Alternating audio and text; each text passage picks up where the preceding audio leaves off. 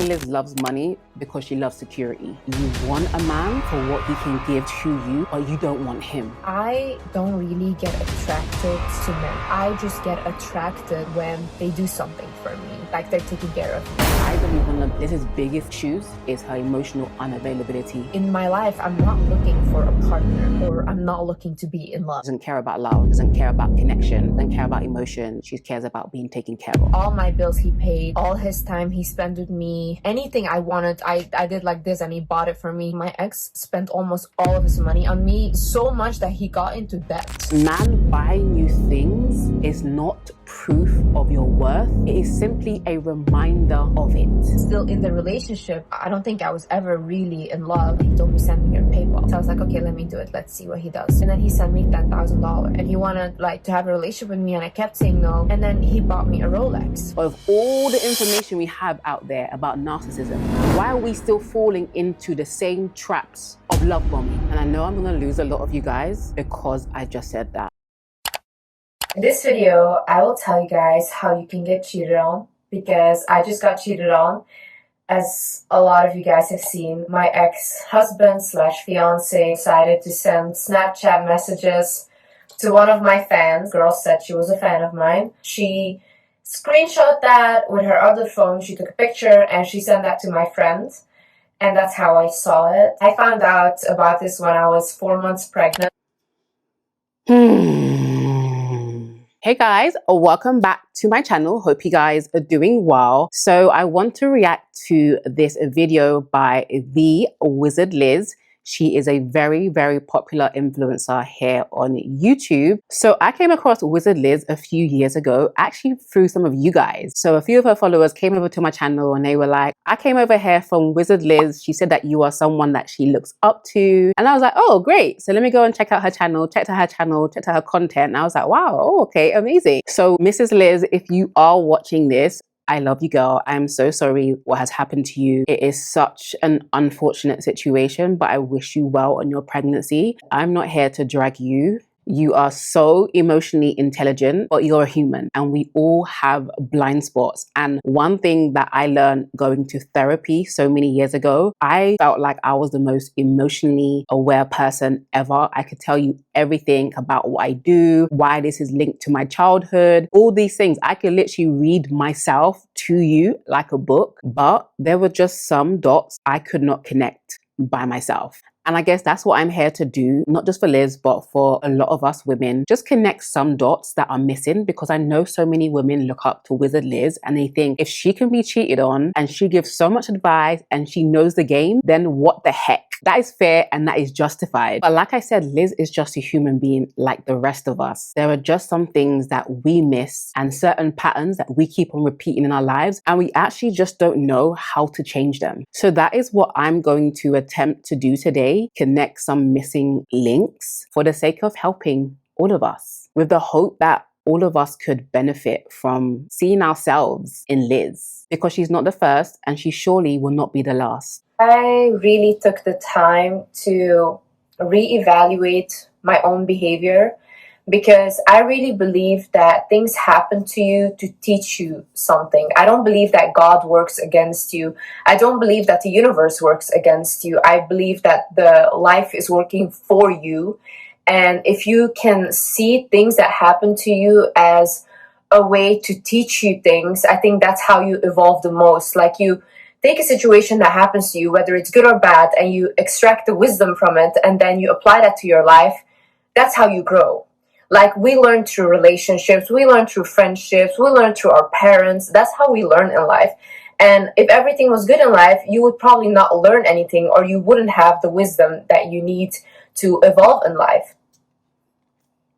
You are so right, Liz. And that is exactly why accountability is so powerful, because it puts the power back into our own hands. Because if we take responsibility and the power is in our hands, we also have the power to change everything. Because if it is someone else's fault and they need to take all the responsibility, then they have the power and we remain powerless. So accountability is not disempowering. It is actually so empowering. So on that note, I'm going to take a few snippets from the whole video. If you want to watch the whole video, I suggest you do that. It's down in the description box below, but I cannot touch on everything, but it's a few things that I want to point out, explain, and connect some dots so that you guys can be helped. But the overarching theme of this video and what I want you guys to pay attention to is emotional availability, which I'll break down in the video. So the first point, let's see why she ignored her intuition. If I tell you guys the signs that I got and that I ignored, you're gonna say, Liz, you should listen to your intuition. And the reason why I didn't listen to my intuition really is because I remember with my ex, I posted a video on YouTube and I said, intuitively, I feel like I shouldn't be with this person. And I said that he keeps calling me every day. This guy called me 30 times a day, okay? He called me 30 times a day. He would stalk me wherever I would go. I was paranoid. Like, when a guy would come up to me on the street and ask for my number, I would literally start tweaking. That's how scared I was. And I realized this is not normal. Like, it's not that I was scared because he was abusive or something. It was just I was scared because I felt like he might do something if I'm asking me for something, or if the guy was like talking to me, okay? I realized to myself, like, this relationship is not normal. Like, I need to end this. So I posted that on YouTube and I said, I decided to end my relationship and explained it a little bit. And I said, like, even when I walk in the mall, I need to be constantly on the phone with him. I have anxiety. Backlash that I got from other people on the internet that I saw then was like women and men making videos and they're saying like, like that's such a stupid reason and why should you break up for that and blah, blah. And I then felt like, oh my God, maybe they're right. Maybe I was really wrong. Like, I shouldn't listen to my intuition. I'm just overreacting. Then it ended in literally a way where I could have lost my life. And I sat, after all that, when me and him happened, like, I sat there, I was thinking like, oh my God, I wish I had listened to myself. I wish I had listened to my intuition. Now, women ignoring their intuition is not new. It happens a lot. It doesn't have to. But when we put other people's opinions above our own, or they say to you, but oh, he's a good guy, or the experience that they have with the person is good, and they make you doubt your own reality, they gaslight you into believing that, okay, maybe you're just crazy or that's ridiculous. I think that is partially the reason why we ignore red flags. But how amazing would it be if when we felt something inside of us that said this is not right, that we actually followed it? We would avoid so much pain and drama. And as you guys know, this is how I met Landon at the airport. When I met Landon, I felt something like with our souls connecting. And I realize now that it can be a soulmate kind of situation, but it can also be a karmic. And when you are with a karmic, they also look like you. And a karmic relationship is very hard. It's very toxic. And you do learn a lot from a karmic situation. You grow a lot as a person. It almost like breaks you down as a person. And then you are completely different after that. Okay, so I don't know what a karmic situation is. And I think she said it like everyone should know. I'm not into like spiritualism because I feel like with women, we use these spiritual things like twin flames, soulmates to over spiritualize a relationship. Even if you're a believer, sometimes we think, oh, God is giving me a sign. This is the sign that I should be with this person. Relationships are human, as in on this earth. They are not some woohoo, like woo, woo, woo, woo, woo, and not some like transcendent thing. And of course you can connect with people when it feels like, wow, the chemistry is hot. But we all know, like through science and stuff, like dopamine is a real thing. These connections that we make with human beings are real things. But what sometimes we try to do is we over spiritualize everything. And when as women, we over spiritualize things, we do not use our physical eyes because we are interpreting everything through a weird, ever-changing spiritual lens that we actually don't have any full understanding of. And I see this so many times with women that they just go off into this like weird thing. Because I think that a lot of women, we want certainty. We want to know that the person that we have just met is the right person. And instead of just staying down on this human level, instead of using our human eyes to see this person, what's their personality like? What's their character like? How do they treat me? Are they impulsive? Are they love bombing me? Are they mentally stable? Financially stable? What is their career? What is their job? How do they get into it? No spiritual woo, woo, woo, woo. A lot of people use this spiritual stuff to basically pull wool over your eyes because the spiritual realm is very vast. Humans cannot comprehend it. So relationships are a human earthly thing. Can we stay there? So the definition I pulled up of karmic, what she was using is a karmic situation often discussed in the context of karmic relationships refers to situation or relationship where individuals are believed to be connected due to unresolved issues or lessons from past lives. Sorry. These relationships are characterized by intense, sometimes challenging dynamics, and are thought to offer opportunities for personal growth and spiritual development. The concept stems from the idea that actions have consequences that can extend beyond one's lifetime. I'm sorry, that's too much. What? No, someone does not have to come into your life so that you can learn some spiritual lesson. You can just open your eyes and pay attention. And I think sometimes when we spiritualize things, it's to absolve ourselves of accountability. Because when it doesn't work out, we can blame God, or we can blame the universe, or we can blame this person that was brought to us to resolve issues from our childhood. Guys, can we just wake up? Rise and shine. Wake up. I'm a believer, so I believe in the spiritual realm. Trust me, I do. I don't believe that is something that we as humans need to be trying to understand and trying to dive into. It's beyond us. Some things only God needs to understand, and we just need to trust him whilst doing our bit of keeping our eyes open. When we meet someone as women, we cannot put our blinders on and we cannot close our eyes and go to sleep. This is not the time to be drunk in love or to be in a fantasy world. It's time to be sober. Look at the person for who they are and not who you want them to be. And I'm very passionate about this subject, as you guys know that follow me. So this is not a dig at Liz or anybody. This is just the way I talk for those who are new to my channel, because we can all fall victim to over-spiritualizing things. Oh, I just met him. It felt like we met in our past life. There is no past life. There's just this life and the one to come. But he wasn't here before. Sorry. Look, when you are coming out of something that is super traumatic and a very traumatic relationship, you cannot really bounce quickly into something else because you haven't healed from that relationship yet. So often what happens is your cycle will get repeated. 100%. And it's actually okay to be single.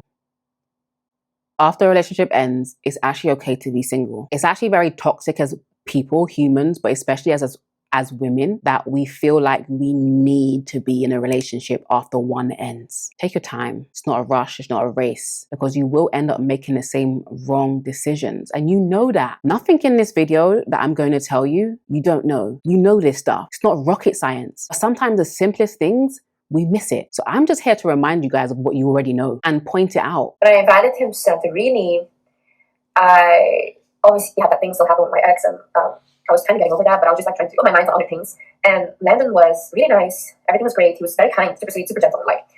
So she hadn't got over her past relationship. She was just trying to distract herself. And that's what we do a lot. We go traveling, we go on holiday, we go on vacation, we change our hair color. We just do crazy stuff when we're trying to get over the past. But that doesn't actually heal you. A trip to Greece is not going to heal you. Trust me, I've been. I've been there. I went. There was no healing there. Because wherever you go, you're going to be there. So sometimes we just need to take some time. And nobody knows how long you need. But stop panicking. Because if you don't, you will see these relationships. You will find someone else, especially if you're an attractive person. There's guys lining up to be with you. But you can say no. But then there was a moment where we went out, and there was an Asian guy that wanted to talk to me and get to know me, and he thought I was really cute. Going outside for a talk, and Landon did not like that at all. And basically followed us outside, and he got really upset with me, and he was like, "Why are you doing this? Don't talk to him." And these two guys almost got in a fight over me, and I then got a little bit of "Ooh, that was a red flag for me," because I thought you're just like my ex. So she's saying that Landon was acting possessive and controlling, which is definitely a red flag at the time, but can also feel like quite exciting and quite like, oh, two guys are fighting over me. It gives us an ego boost. But we have to be aware that when she invited this guy on holiday, he was a stranger. I know she said that they used to speak online, but you don't know this man. And he should not have felt entitled to you. There should have been a boundary there. But if you were giving him signs that you like him and a guy asked you to come outside, I can see why he would get jealous. It's not toxic. It's just, well, I'm here with you. It's a bit disrespectful, to be honest, to a guy. If you know that he likes you, why would you, and he came out on holiday with you, why would you accept the invitation of someone asking you to come outside? It's just not very nice. But all that to say that he's still a stranger at this point. So yeah. After that, like, let's just stay friends and let's just focus on being friends, and that's it. But Landon really wanted me. And I went back home with my friend, and we're just going on with my life. And Landon kept messaging me, and I just wouldn't really respond anymore because I didn't want to give him any hope. He would message my friend, and she also wouldn't really reply. And then Okay, understand where we're at in the story. Landon meets her at the airport. Some conspiracy theorists are saying that he basically stalked her and knew where she was, and that's why he faked bumping into her at the airport. I don't know. Who knows? He goes on this trip with her and her sister, I believe. And in the video that he did with her, he said that he fell in love with her in 3 days. He told her that he loves her in 3 days. So if our timelines are matching up, I don't know how long they were on holiday for, but if our timelines are matching up, she knew that he liked her, but she put him in the friend zone. And the problem with that, and the problem that men don't realize, is that if a girl really wants to be with you, she really likes you, there's no way you're going to be in the friend zone. There's actually no way. She'd be crazy to put you in the friend zone. But she didn't like him. But he kept on being persistent, and he was wearing her out. I remember one day he called me. I did pick up, and I was like, "Hey, what's up?" And then he was like, "Look, I really want you to be my wife. Like, I just know you're supposed to be my wife." And he's like, I want to do anything for you. Like, I want to take care of you. Like, send me your bank account details or your PayPal. Like, I want to prove to you that I really want to do anything for you. So clearly, we know, okay, it's not rocket science. He love bombed her. This is my problem, okay? I don't really get attracted to men. I just get attracted when they do something for me that is like... Okay, so this is what I really want you guys to listen to. Put your thinking caps on, like our teachers used to say, put your thinking caps on and listen to this. This is my problem, okay? I don't really get attracted to men. I just get attracted when they do something for me that is like they're taking care of me. Now, where does it stem from? It stems from not having a father figure in my life. So in my life, I'm not looking for a partner, or I'm not looking to be in love. I'm looking to have that stable feeling of a parent or a father loving you, because that's the void that I feel. So that's the void that she feels. So she's actually never looking for a relationship. She doesn't care about that. She doesn't care about love. She doesn't care about connection. She doesn't care about emotions. She cares about being taken care of. And that's the void that she's trying to fill when she accepts the invitation of being in a relationship with her. So already that is the wrong premise for going into a relationship. And we wonder why it doesn't work out. Our intentions are very wrong. Nobody can fill a void. A void in us is like a black hole. Even if somebody was to throw like this size in it, and that's quite big. If someone was to throw like something that was this size in it, or this size, or this size, it actually doesn't matter. It will never be filled because it's a void. It's an emptiness. It's a wound. So no one can feel that. So she's actually set him up to fail. And again, keep listening before you comment down below. Nobody is blaming anybody.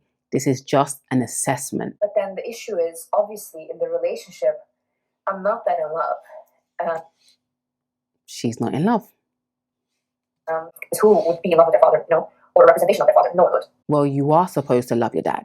You are supposed to have a loving relationship with your father. So she's gone into this relationship looking for her daddy. But you also don't want to love daddy because it's not safe to love daddy. And daddy hasn't shown that he loves you. And I think Liz has spoken a lot about her father issues. And from what I understand is that he was very controlling and abusive and controlled her mother, and I believe she was scared of him. And I also think that he never supported her mother the way he was supposed to. So she's saying that she's gone into this relationship looking for her father, but who would love their father? Actually, you are supposed to love your father. But because she does not love her father, and she has not been loved by her father, she cannot love men, nor can she receive love from men. And that is the big issue. My camera cut off, so I don't know what I actually recorded.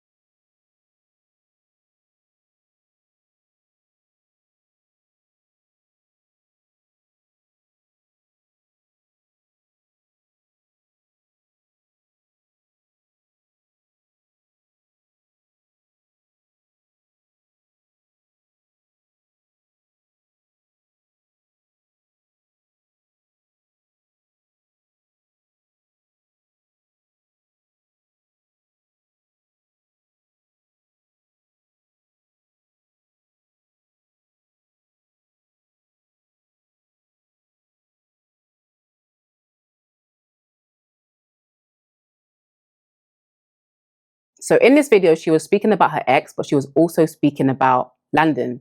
So it seemed like both of these relationships were the exact same thing. So she repeated the same mistake she made with her last relationship. She said that she did not like her ex, but the moment he bought her a Rolex, she changed her mind. She was like, okay, you've got my attention now. What are you saying? You've got my ear. But I truly don't believe it's about the money, because she has her own money. I believe that she is constantly testing these men. I think what she's really wanting is for these men to prove themselves that they really, really do want her.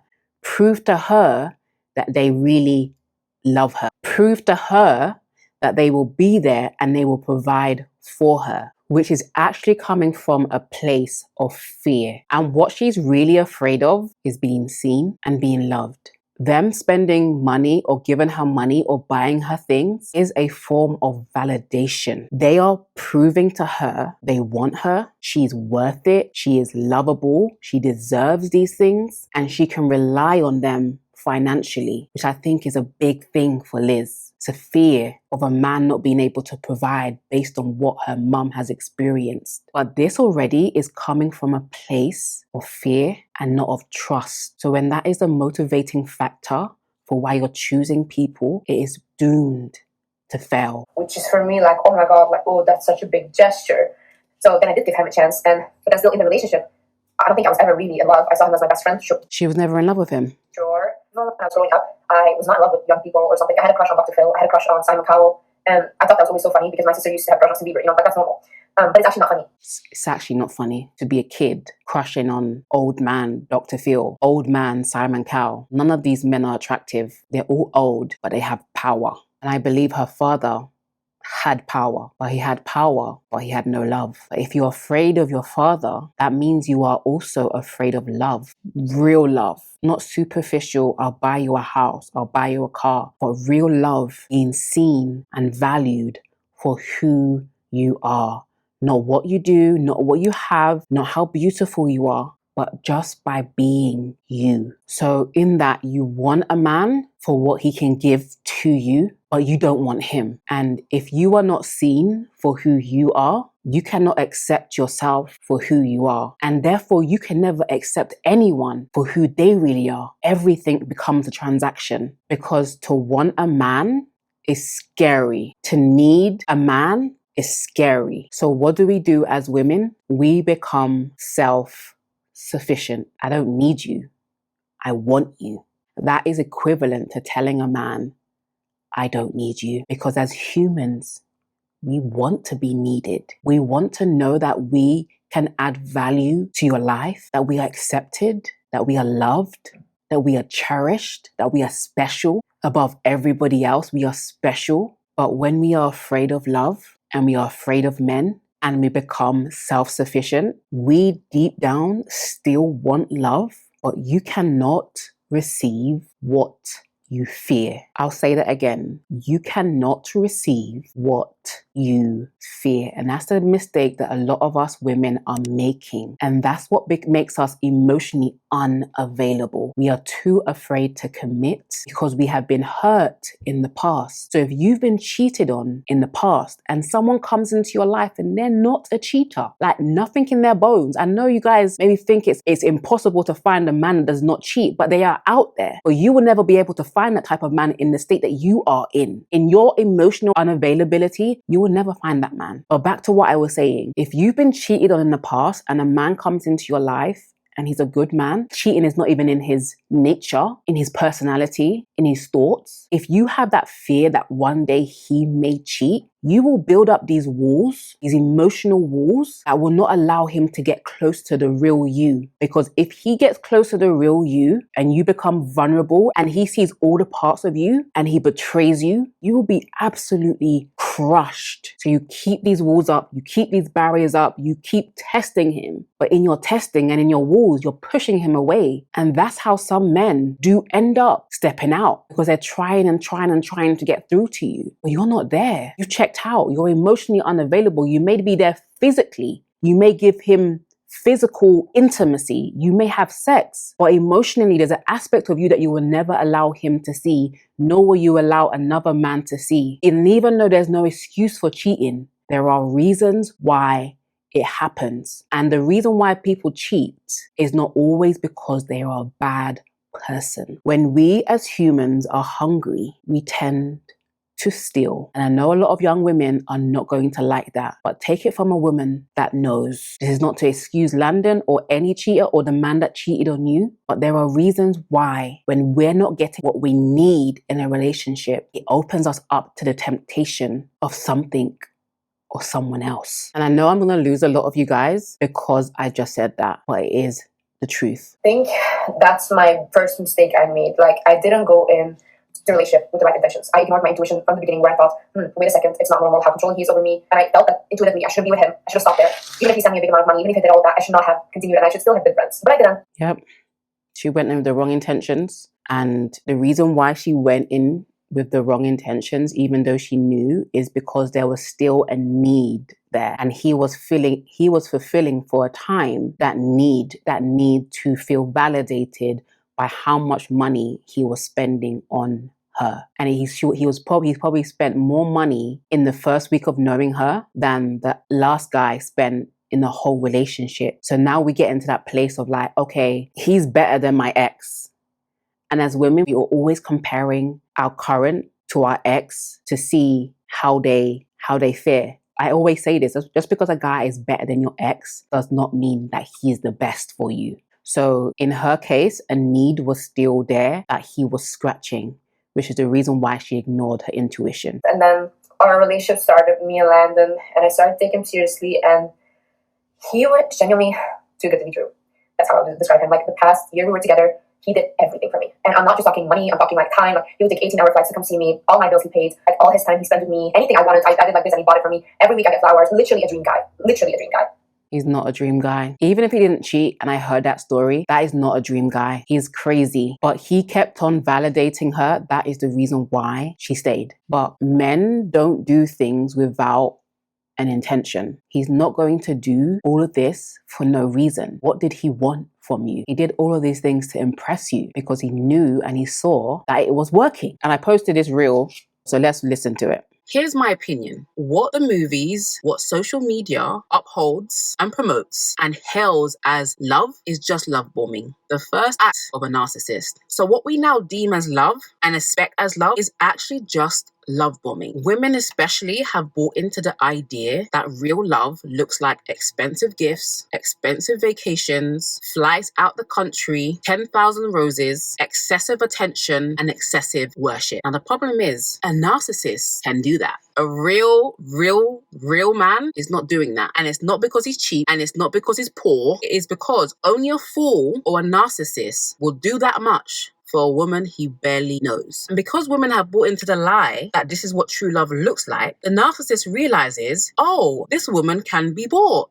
Let me love bomb her because she's going to think that this is love. If you are well educated on narcissism, we all know that it's only downhill from there. And what the woman does is spends most of her time trying to get back up to the beginning of the relationship, which was not real anyway. He had no intention of truly loving you. He only had intention of love bombing you so he can use you, so he can tear you down and throw you in a bin and repeat the cycle with somebody else. So what is the remedy, and how can you avoid being duped by a modern day narcissist? Number one, recondition your mind for what love really is. The Bible says that love is patient. Love is slow and steady. Love is not expensive flights and vacations and gifts, but it can give that later. If someone is piling it on too thick, too quickly, you are more than likely dealing with someone who has the capabilities of being narcissistic once they get what they want from you. So if you have met someone and they are piling it on too thick, do not get excited, get worried and slow it down. See what he says when you decide to slow it down. Real love is patient, is kind, but the kindness is not to gain an advantage. The kindness is sincere. And we women should be able to tell the difference between genuine compliments and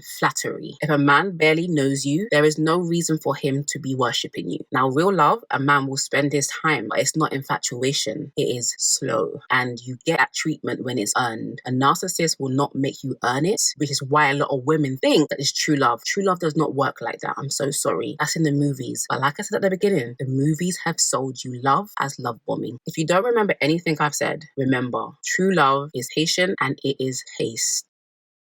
Yep, true love is slow, steady, and it is paced. If someone is piling it on too thick, it was and it is too good to be true, because no rational person acts like that. I'm sorry, but the way that we've been sold it in the movies is that this rapidness, this lust, this like fast, move. Love is slow. Love is patient. Love is gentle. Love is kind. I would get really scared if someone did that to me. With all that I know about narcissism, okay, if I didn't know, okay, fine. But with all the information we have out there about narcissism, why are we still falling into the same traps of love bombing? If we have all this information, there's all this understanding, all this learning, why are we not actually coming to the knowledge of the truth that this is not love, this is love bombing? Why? Because it feels good to us. Because the movies, we cannot untangle our minds from the lies and the web of lies of the world and of the movies and of social media that tells us that these things are love and love itself. It is not love. It's love bombing. And a man buying you things is not proof of your worth. It is simply a reminder of it. So if he reminds you or he doesn't remind you, it doesn't matter, because you already know I am worthy and I am valuable of love and belonging. And we women need to know these things. We need to know so that we cannot be bought. Money is the least you can do. Now show me your character. Now show me your patience. Now show me your gentleness. If you are shouting and yelling and stuff like that, that's a red flag. That's a deal breaker. Not whether he bought me 10,000 roses or flew me out to Dubai. And if you've been watching me long enough, you know my message has remained consistent. Know your own worth. But then at the same time, my problem is I constantly think something feels off. And then you want to blame yourself, because I come from a very traumatized childhood. So if I feel that something's off, I blame it on my trauma. So it's almost like my head and my heart fighting with each other, because I'm not sure what I'm looking at here. Like, he is perfect, does the right things, he does the right things. Yeah, we argue, yeah, he's very jealous, he's controlling. But those are things that a lot of people deal with in their relationships, you know? There's nothing going on. No, there was a lot going on. Being controlling, toxic arguments.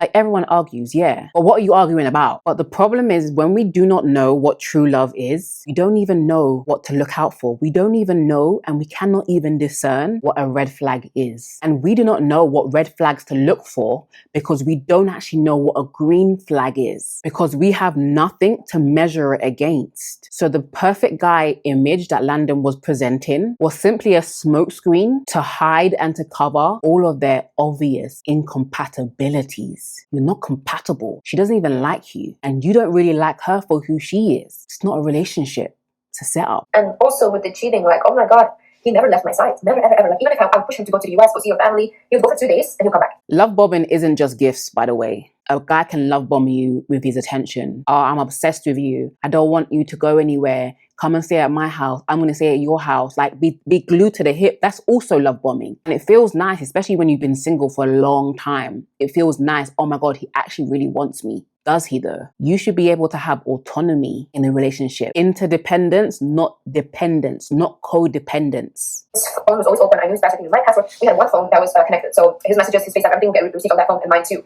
So we were really up in each other's business. He had my location, I had his location the whole year. So it's so weird. And on top of that, he's just literally spending all of his money on me. And the same with my ex. Like, my ex spent almost all of his money on me, so much that he got into debt. To me, it's so weird that these guys will go to such lengths and they end up doing something so weird. So like I was saying, her idea that this guy is perfect is because of all the things that he was doing for her, to her, giving her access to his phone. What could possibly go wrong? How could he possibly be cheating? It's a good question.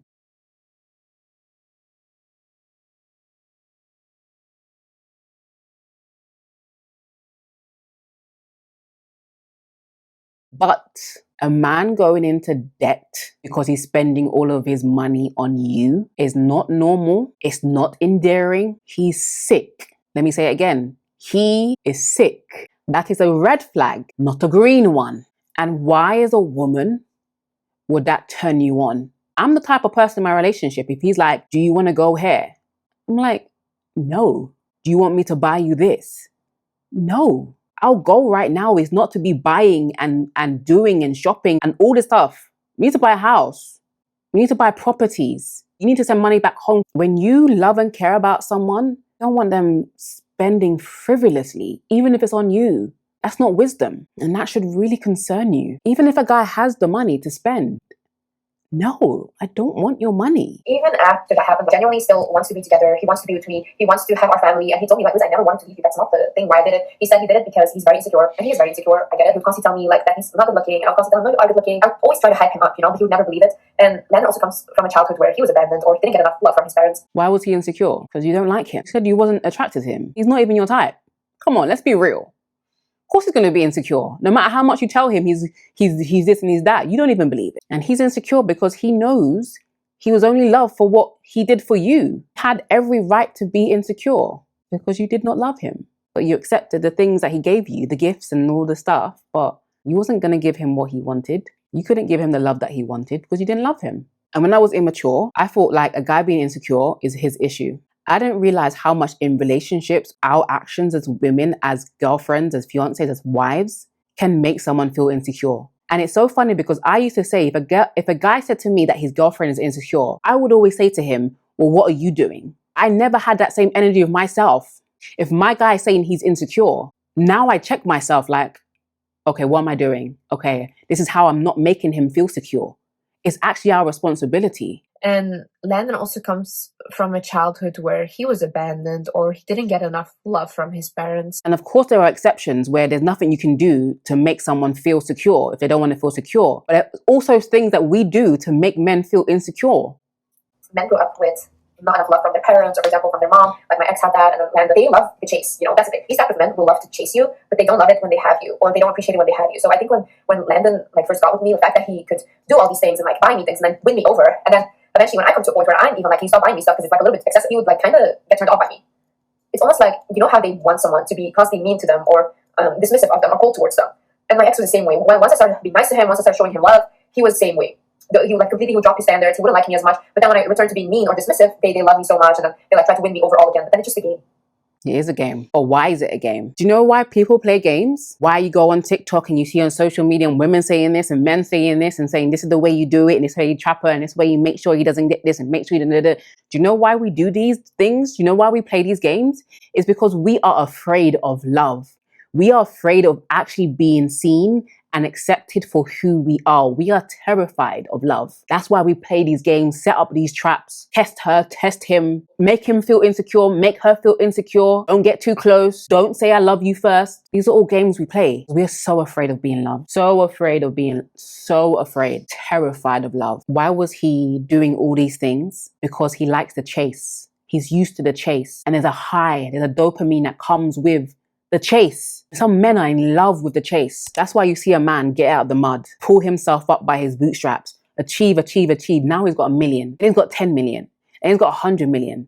And he keeps on chasing and chasing and chasing and chasing. He actually never stops to be like, this is enough. Because the fun and the joy and the dopamine is in the chasing and not in the obtaining. So the millionaire has enough money to actually rest and enjoy his life. And that's why so many millionaires, they retire and then they fall into depression or they want to go back to work. And that's why some men will chase you down. And once they got you, they're bored because it was never about you. It was a game to them. How do I get this one? How do I get this top shelf babe? Because really and truly, when men get with a certain caliber of women, it's like a notch on their belt. It makes them feel good, but it was never about you. And so it will never be just about you. So in this story, Liz has got to a point where she's like, okay, I feel validated. I feel like you really love me. You've shown me that you love me. You've shown me, you've given me gifts. You've given me attention. You give me the passport to your phone. Now I can actually rest and trust that you're a safe person to love. So now let me bring down my walls. And at the moment she let down her walls, boom, he cheats. That wasn't what Landon signed up for. He didn't sign up to obtain and to enjoy. He signed up for the chase. And once there was no longer a chase, you've now changed his role. Now his role has to be a man that can love a woman. So now that I've passed the test and you let me in, now I actually have to love you. So sorry, I don't know how to do that. So sorry, I didn't let you know, but I don't know how to do that. But you have to imagine if they didn't get enough love from their mother, for example, that's how their mother was. For example, my ex was a cold woman, was very dismissive towards him. So for him also, that's what he's trying to recreate in a relationship with me. If you look at the relationship, me and the 2 serious relationships that I have, which was Landon and my ex, we're both doing the same thing. My ex was trying to recreate his childhood with his mom in me and looking for like a mother figure. And I think Landon was doing the same thing. He wanted a love like a mother. I could not give that to him. She couldn't give it to him. He wanted a mother, she wanted a father, but he wanted a love that she could not give him. And she wanted a love that he could not give her. You see the problem here? And at that point is when they should have gone their separate ways. I cannot give you what you're looking for, neither can I. It was nice knowing you. God bless you. But nope, that's not what happened. So the game continues, and we're both lying to ourselves. I always say this, and I always believe this. There's always a time in a relationship when it comes to the time that you actually have to make a decision. Stay or leave. And for whatever reason you cannot leave and you choose to stay, at that point, everything after becomes toxic because you're staying in something when you know you're supposed to leave. You both know you're not supposed to be in this relationship. When you both know you're not the right fit for each other, but you force it, it's downhill from there because you're both now lying to each other. So when the other person does something in a relationship, you're like, see, it's your fault. Now you start pointing fingers. Now you try to make them into the person that you want them to be, but they'll never be that person because they're not that person. Let them go. When you have never known love as a child, as an adult, you will go for what's familiar. And what is familiar is control. Controlling what I wear, controlling what I do, what I say. And for me, I even view that in a man as, oh, he loves me. So if, let's say, a man would tell me you can't wear this, I think that's love because he cares about what I can or cannot do, or he's jealous over me. But I don't see that like, wait a minute, he's controlling you. Just think like, that must be love. Because I don't know what love is from a man. I don't know what love is from a man. I love her honesty. It takes a lot to be honest. It takes a lot to say, I actually don't know what love is. Never seen it, never felt it. My father never modeled it. I don't know what it is. And so how can you give what you have not received? If you've never received love from a father, how can you know what to look for in a man? I think the only way I've ever felt real love was through my animals and not through my friends. I felt real love through my sister and my family, like my mom, my brothers, but not really through a partner. I also think that the way you grew up plays a big role in all of this intimacy and being comfortable with your sexuality. Like, for example, I grew up in a very, very strict household. Like, it's very patriarchal as well. Women were just wives for a man. And I don't know one woman around me, aunt, whatever, that has married for love. All of them married to get out of the house and just have freedom. So I don't know anyone that has married for love. When you grow up like that, you genuinely have a weird sense of romance. I also didn't grow up watching Disney movies, so I don't romanticize any of that stuff. I just grew up like an adult. What she said about she'd never seen any woman marry for love, well, that's your paradigm. That's what you're looking for. You're not looking for love. You're looking for security. You're looking for a guy that has money and you'll learn to love him. But some women don't ever learn to love them. So now you're in a loveless marriage, loveless relationship when it's actually not by force. If you don't love the person, get out. Why make them suffer? And the other thing I wanted to point out is that she said that, you know, she didn't fall for the romance. What did she say? Don't romanticize any of that stuff. She never romanticized it. But at the same time, even if you don't grow up watching these movies, I never either. But there was still a part of me that bought into the society's idea of what love is meant to look like. And it's fake. But ultimately, when she said she just grew up like an adult, it means she had to figure it out. And in the absence of being raised, she just raised herself. And that's what happened to me. I wasn't raised. I wasn't instructed. I wasn't told what to look for in a man. I never had a father. I had a mother that never told me what to look for in a man. How could she? Didn't know what to look for in a man. Yes, she had a father, but he never taught her what to look for in a man. So do you see the cycle? It's not entirely our fault, but there comes a time when we have to take responsibility and go and find out what a good man looks like. Sometimes you can find out what a good man looks like by seeing what a bad man looks like. But you don't have to experience a bad man to know what a bad man is. You don't have to get knocked over in traffic to know that you shouldn't walk in traffic. But I understand having to raise yourself and having to figure it out. All of the mistakes that I've made allows me to give advice. But I'm saying that if you're listening to this advice, you don't have to try it to see. Listen to wisdom. Wisdom doesn't have to experience it to know that it's true. I was very close to my mom, and I always followed my mom around. So whatever worries my mom had, I put on myself. So I almost felt like I was taking care of 5 children. I almost felt like I was very responsible for my family and for the money or like the lack of money that we had. I felt very responsible for that. I felt responsible for my mom and how my dad was treating her. I always just wanted to protect her. I was always giving her advice on just to leave and, you know, you can do this. And I was always a therapist. I wasn't a child. Which is why she gives advice online, like me. And I had to realize, I only realized earlier this year that actually me wanting to give advice and me wanting to save women from certain things was because I actually wanted to save my mother. I don't want women to go through what my mother went through. And I didn't want to go through what my mother went through. And that's the reason why I give advice. And I look for the loopholes and I say, don't do this, don't go there. I don't want you to end up in the same situation as my mum, as Liz's mum, as your mum. But we need to heed wisdom.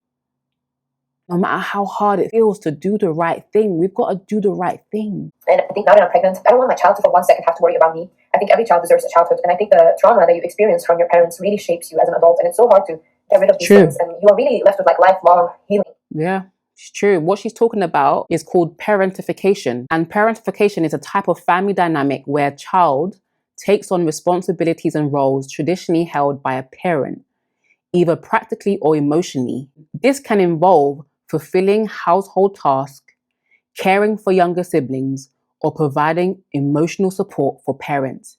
Essentially, the child becomes a caregiver for their family, often before they are developmentally ready. Liz had to become a grown-up very fast. She had to watch out for her mum. And I know that whole thing, what she was saying, that feeling your parents' pain, I believe a lot of the anxiety that I've experienced in my lifetime comes directly from the anxiety my mum was feeling, not only when I was in her womb, but when I was born. And the house that I grew up, she was traumatized. And that anxiety that she had passed down to me. I know it to be true.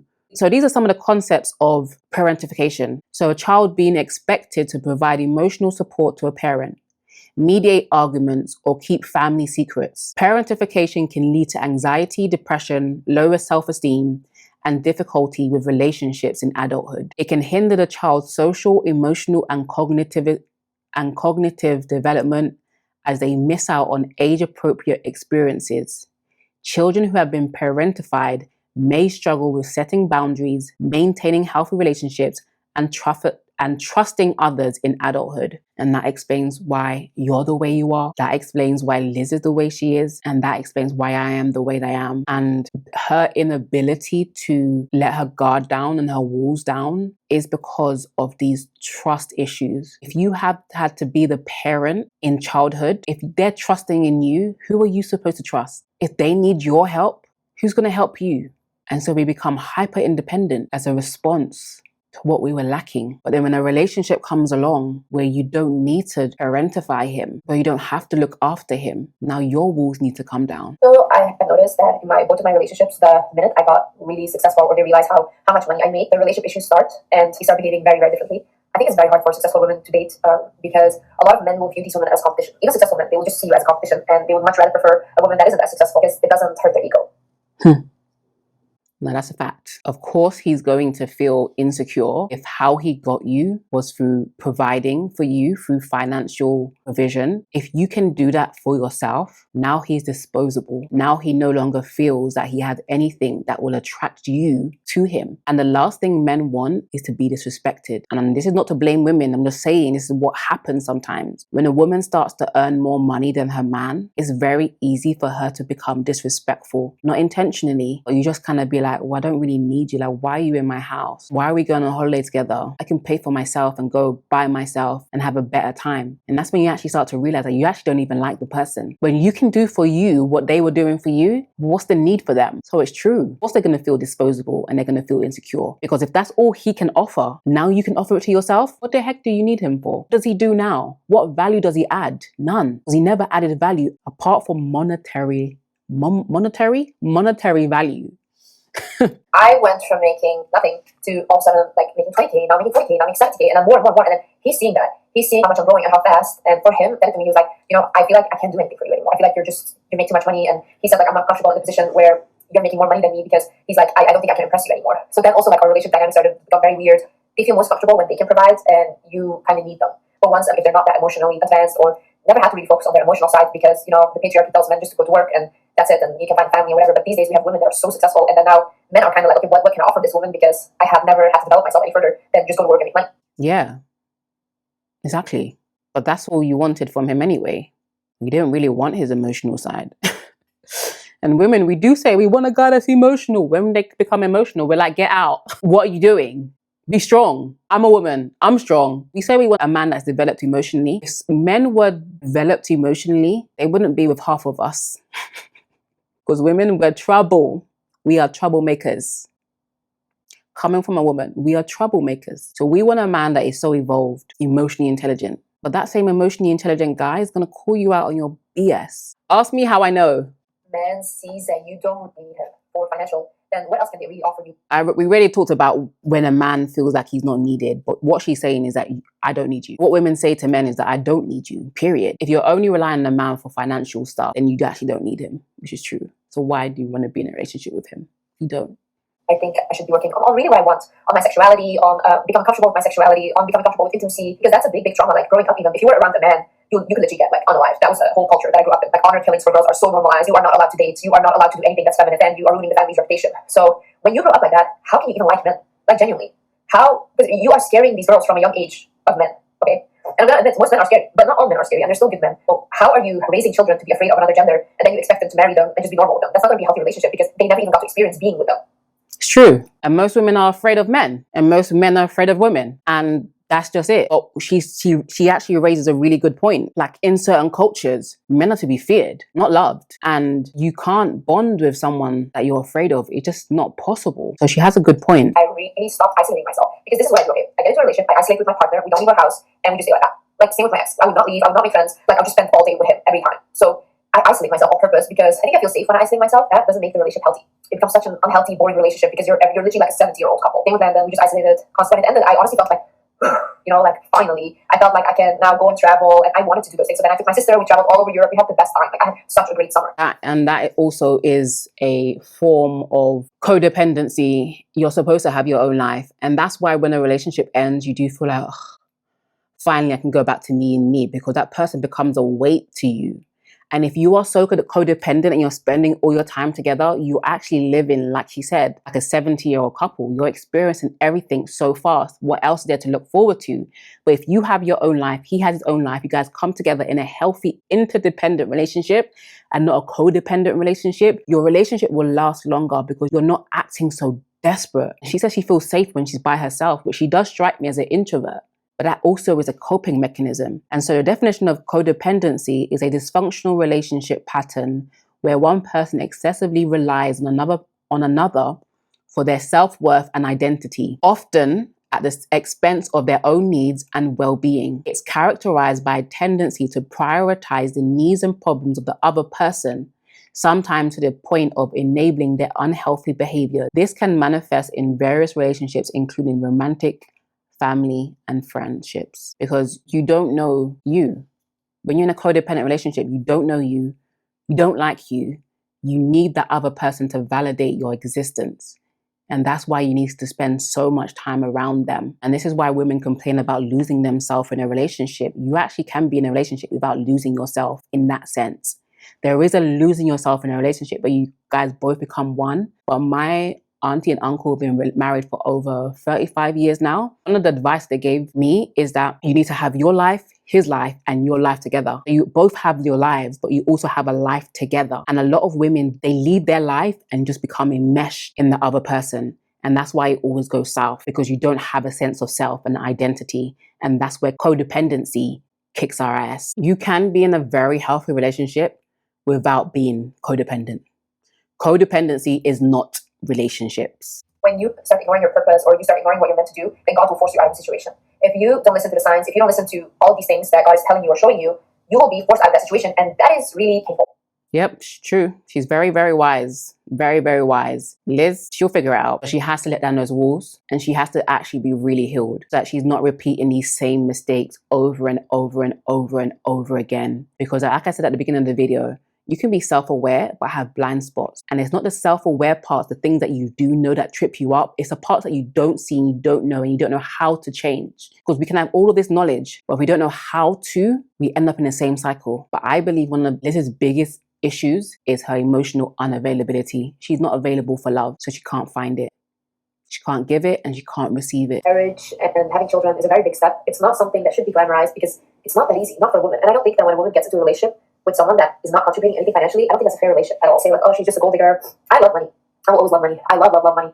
But I also love giving money away. I think Liz loves money because she loves security. And if you've grown up poor, or you've grown up with a financially abusive father or mother that withholds things from you, What you actually really fear is having nothing. So you don't love money, you love security, the security that you think it gives you. And that fear will make you cling to money for safety. But I want Liz to know, and I want you guys to know, and something that I needed to know. I didn't have a father. God is my father, and he takes care of that. He takes care of my needs. When I'm actually looking for a potential life partner, I don't have to worry about that. God takes care of me.